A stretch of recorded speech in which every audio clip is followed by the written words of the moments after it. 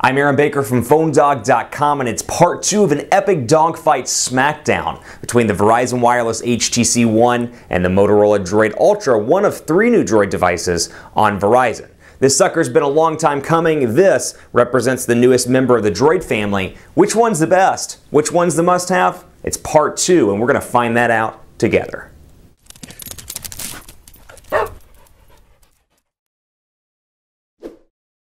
Part 2 of a dogfight battle with the HTC One and the Motorola Droid Ultra, 2 very popular Android devices on Verizon. The HTC One, been out for some time, but finally, after months of waiting, available on the nation's largest wireless carrier. The Droid Ultra is one of the trio of Droid devices that are brand new. The Droid Ultra is the middle device, and it's available for $199, pitting it directly against the $199 price point of the HTC One. It's part 2 of a dogfight battle, but before we get too far into the dogfight battle, I want to give special thanks to our partners at Best Buy Mobile, because thanks to them we give you free phones at PhoneDog.com. Phones like the HTC One, we actually just gave away one this week, and then of course the Motorola Droid Ultra, thanks to them. Go play the game on the site, but when you walk into Best Buy Mobile, they'll make sure you're set up and ready to go and walking out working, be it your contacts, your camera, your call settings, Facebook, American, Gmail. They'll make sure everything's set up, downloaded, rocking and rolling, so when you walk out the door, you're good to go. Let's jump right into part 2 here, and we'll talk more about the software just to start out. So you can see these are running very different versions of Android. Actually, they're running the same version of Android, but very different experiences as a whole. You've got Sense 5 running over here, HTC's latest iteration of their Sense user interface, and you've got a pretty stock build of Android 4.2 over on the Motorola Droid Ultra. Motorola's pared it back and pared it back and pared it back over the years, and with the acquisition of Google, or I should say the Google acquisition of Motorola, said that backwards. Google acquisition of Motorola, you see even more of a pared back experience, almost to the point of being stock over on this device. Over here, Sense 5, even people that haven't liked Sense in previous years are ranting and raving about Sense 5. A lot of people like it. It continues to be incredibly fast, this device. It works well with it. It's integrated well. And you can see that even though this is running a skin, if you will, or a custom user interface, this phone continues to be fast all around. So you can see here, Sense 5, let's take a look between Sense 5 and stock Android to see some of the differences. And I talked about some in part 1, but I just want to go through and briefly show you some of the overall look and feel differences between the two. So you can see here you've got the settings, and you've got quick settings here, and the notification bar. You can see how those look different. HTC's kind of put their own spin on this, as you can tell. And then on the Droid Ultra side, very much stock Android with the Google Plus profile right here. And let's go into settings and take a look at how those differ. So you can see pretty organized, or organized by kind of similar stuff here: personal, device, accounts, as you can see, and then system down here at the bottom. Not too different there, but where you do differ between these two devices, you'll notice that if you like this, and people either love it or hate it, you've got the ability to add widgets from the home screen on Android 4.2. I don't care for that. I think it's kind of pointless. I would prefer to keep it as clean and uncluttered as possible, but some people do like that. So we'll go into customize. Actually, I take that back. We'll go back. Forgive me here, settings, we'll go down into personalization, we'll go into lock screen style and change the lock screen from wallpaper to widget. And I can come in here to settings and I can see the widgets that I can select. Now, obviously this will increase as you download applications. For example, CNN wasn't there out of the box. I downloaded CNN and the widget's now available, but HTC takes a little bit more of a conservative approach with their widgets versus Android, which kind of allows you to put whatever you want. I'll show you here just for example into it. So you got a couple of different options here on stock Android, whereas over here, kind of restricted to Gmail, a couple of different things. So I'll put in a Gmail widget just so you can see the difference here. We'll do it on the Droid Ultra as well. I don't know why it's taking so long to sync, but you can see here the widget, and we'll turn it off and back on. And then you can see right over there, there is the Gmail. And let's see if I can get this configured again. Let's try this one more time. I don't know why it's taking so long. This email account's been synced for some time, but it sits right there on the lock screen, as you can see, where it would be right there along with your shortcuts down here at the bottom, and you just swipe up the lock to unlock. Let's do a quick Quadrant Standard test and take a look at the speeds on both of these devices. Quadrant Standard, and again, take this with a grain of salt. It's always indicative, or not always indicative rather, of day-to-day performance on these two devices, but I will say both of these devices are incredibly fast. Now, a lot of people have looked at the Droid Ultra specs and they've said something like, oh, dual-core processor, this thing's got to be incredibly slow. Well, with Motorola's X8 architecture, this thing continues to be fast, so even if the Quadrant Standard score comes in underneath the HTC One, I would highly recommend both of these for day-to-day use. I would personally carry both of these for day-to-day use if I needed a spare Verizon phone. They're both incredibly fast, and even having a quad-core processor, I don't see a real speed difference in day-to-day tasks on either one of these devices. Now, kind of going back to part 1 and talking about some of the pros and cons here, smaller display here, but 1080p, 4.7 1080p HD display, pixels per inch are great here, 5-inch display, and you just saw it there for a second when the animation was running on the same screen. Bigger display here, AMOLED 720p. So lower pixels, go ahead and hit yes on both of these. 8,816 versus 12,306 over on the HTC One. So in Quadrant Standard, HTC One wins. But back to what I was talking about with the display. Bigger display over here, so for content consumption, YouTube, you're watching other videos, for example, or streaming something, you're gonna have a better experience display size-wise over on the Droid Ultra. Overall quality and color saturation, you're probably gonna have a better experience on the HTC One. It is a beautiful display. For me personally, 5 inches is a sweet spot. So I actually like the display on the Galaxy S4 because of the 1080p 5-inch HD display. But love this overall look and feel of this device. Sense 5 is fantastic, and even if the display is a little bit on the small side, comparatively speaking, you get a really nice rich color experience. We'll take a look at speed test here as well. Both of these running Verizon 4G LTE. Just a quick overview, Verizon promises download speeds of 5 to 12 megabits per second and upload speeds of 2 to 5 megabits per second. I've seen it much faster in the Dallas metro area. I've seen it slower in some cases, but it usually falls right within that 5 to 12 megabit count, as you can see right here.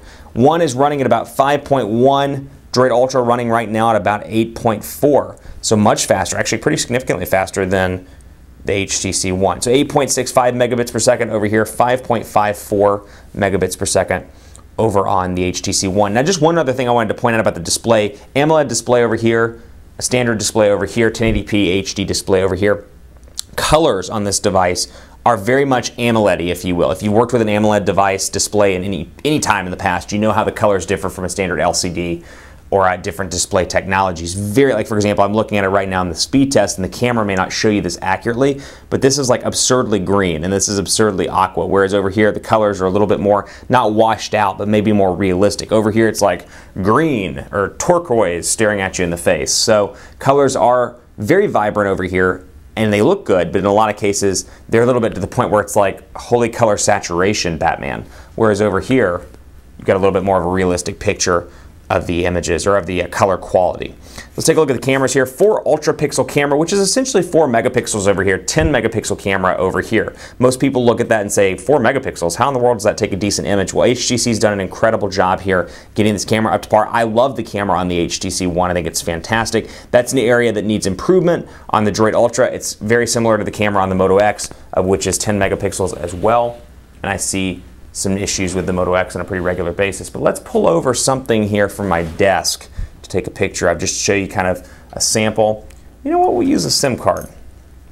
So I'll focus in on the text on the SIM card. So I can focus in here, I can tap, I can see the numbers, and I can snap my images here. And then from there I can change the colors on the actual display, as you can see, change it to grayscale, change the color effects right here. Now over here I don't have a physical camera button, and then it zooms in on its own. So when I click the display, it takes the picture, as you can see right there. And I can go from the live display or live camera, and I can edit the pictures after they've been taken. So for example, here I can go in and edit the picture and select, for example, black and white if I want to. I can crop it around. So you do have some editing options on the Droid Ultra, but they're all after the fact. Over here, I can come in before the picture's taken and change, for example, to negative if I wanted to.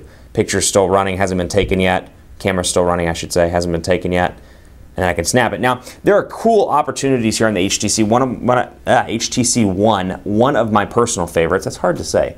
Say one and one back to back. But anyway, one of my personal favorites is HTC Zoe, which takes a quick 3-second video snippet. Now, you're asking yourself, if you don't know what Zoe and what the highlight reel does, you're like, why would I take a 3-second video? That seems pretty useless. Well, let's say you're at a wedding. Let's say you're at a wedding or a party or something of that nature. You take a combination all throughout the day or all throughout the night of Zoe's, and you can see it taking the Zoe right there, and it'll capture the sound as well. You take a combination of pictures, a combination of Zoe's throughout the day, and then you get an event in your gallery. So we'll snap a bunch of pictures here.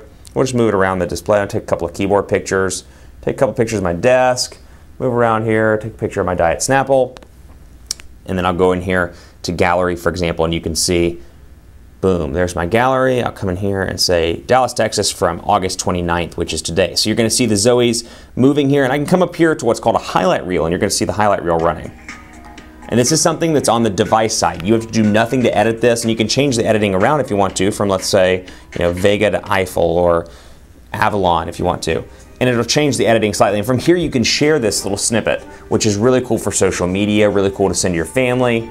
etc. Like this feature a lot, and again, this is nothing you have to do on your end. It comes out of the box on the HTC One. Another thing I want to talk about at the $199 price point, storage. No micro SD card slot in either one of these devices. You have 32 gigabytes over on the HTC One. And then over here, we'll jump down so you can see it for yourself. Go into settings, and we'll go down to storage.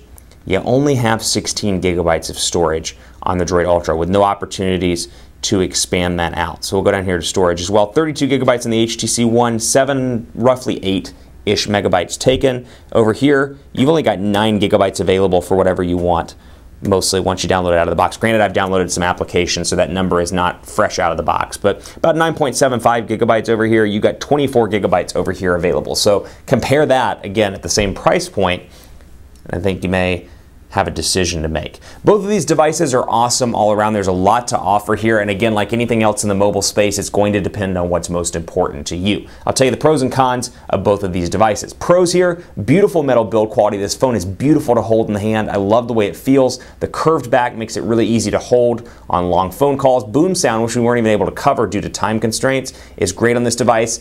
And every time I look at it, I think to myself, why doesn't everybody else put their speakers on the front so when I'm watching a video, the sound comes out at me versus behind the device? Great stuff there, incredibly fast here, really works well with Sense 5. Zoe's awesome. The downside, a little bit of a smaller display, and really honestly, that's the only thing I can think of comparatively speaking between these two devices. You got the Droid Ultra over here, love the size of the display. Downside, camera's not as good. You only got 16 gigabytes of internal storage with no opportunity for expansion. That said, I think you know who the winner of the dogfight is. The winner of the dogfight is the HTC One. I like both of these devices. Like I said in the beginning, I would carry both. The HTC One wins in this dogfight battle. Keep it locked on PhoneDog.com for more. I'm on Twitter at PhoneDog_Aaron, and I'm on Facebook at Facebook.com/HiAaronBaker. Let me know which one you think should win. If you have one, you love it. You have one, you hate it, you wish you'd gotten the other one or waited. Maybe you have the Galaxy S4 and you want the HTC One. Whatever the case is, reach out to me on social media and let me know what you think. Thanks so much for watching. Keep it locked here for more dogfights in the coming days. And as always, I'll see you next time.